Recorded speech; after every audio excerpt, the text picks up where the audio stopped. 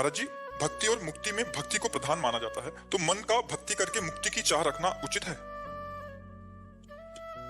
भक्ति सर्वसमर्थ है, मोक्ष भी प्रदान कर देगी और प्रेम भी प्रदान कर देगी, जो चाहोगे। तो पहले भक्ति का स्वाद आवे, फिर बताना कि मोक्ष चाहिए कि नहीं। किसका फिर?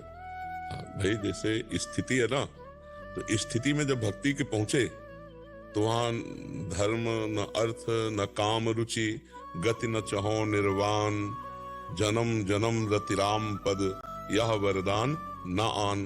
वो स्थिति है जिसमें न धर्म न अर्थ न काम न मोक्ष। जैसे श्रीमद् राधा सुधानिधि में लिखा है, धर्माद्यर्थ चतुष्टयम विजयताम किम तद्वृथा वार्तया। बोले धर्म अर्थ काम मोक्ष की वार्ता बेकार की मेरे सामने क्यों करते हो? क्योंकि वो प्रियालाल के प्रेम में डूबे हुए हैं। जैसे भरत जी राम जी के प्रेम में डूबे हुए हैं, तो जब संगम पहुंचते हैं तीर्थराज प्रयाग से, उनसे कहते हैं कि आप में 4 पदार्थों से भरा हुआ भंडार मुझे दिखाई दे रहा है, धर्म अर्थ काम मोक्ष, और मैं सूर्यवंश में प्रकट हुआ हूं जहां ऐसा करना निषेध है। ऐसा नहीं, क्षत्रिय वंश में जन्म लेकर और भीख मांगना सबसे बड़ा धर्म है। आरत काह न करे कुकर्मू, मांगो भीख त्याग निज धर्मू। मैं अपने धर्म का त्याग करके तुमसे भीख मांगता हूं हे तीर्थराज प्रयाग। क्या ये भीख मांगता हूं? ना धर्म न अर्थ न काम रुचि, गति न चहो निर्वाण, जन्म जन्म रतिराम पद, यह वरदान। मैं न धर्म मांगता हूं, न अर्थ मांगता हूं, न मैं कामना की पूर्ति चाहता हूं, न मैं मोक्ष चाहता हूं। मैं केवल इतना चाहता हूं, भरत जी महाराज कह रहे हैं, कि बार बार हमारा जन्म हो, हमारे प्राण प्रिय भगवान श्री राम में मेरी प्रीति हो, बार बार मेरा जन्म हो मेरे कर्म के अनुसार, लेकिन मेरे प्रभु में प्रीति हो। तो जो प्रीति प्राप्त महापुरुष हैं, उनको मोक्ष की परवाह नहीं है। अपने तो बंधन से युक्त है, अपने को तो परवाह है ना। जब हम काम से बने, क्रोध से बने, लोभ से बने, मोह, तो हमको जरूरत है मोक्ष की, इनसे मुक्त होने की। लेकिन जब वो भक्ति की उच्चतम अवस्था आ जाती है, तो वो मुक्त पुरुष है।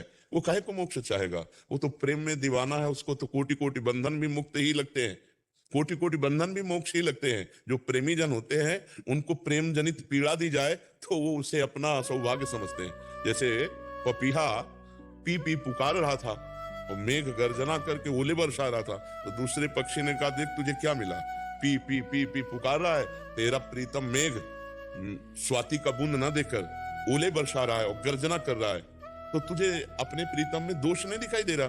जो तुझे डांट रहा है, पत्थर मार रहा है, तो बोले तुम प्रेमी नहीं हो इसलिए तुम्हें दोष दिखाई। मुझे लग रहा है कि मेरा प्रीतम जो गर्जना कर रहा है ना, ये मेरे प्रेम की विजय की गर्जना कर रहा है, और जो ओले स्पर्श हो रहे हैं ना, मुझे लग रहा है मेरा प्रीतम मेरा आलिंगन कर रहा है। तुझे ओले पीड़ा दे रहे, लेकिन प्रेमी चातक कह रहा है कि मुझे लग रहा है कि मेरा आलिंगन कर रहा है। तो प्रेमी कभी बंधन से मुक्त होना नहीं चाहता।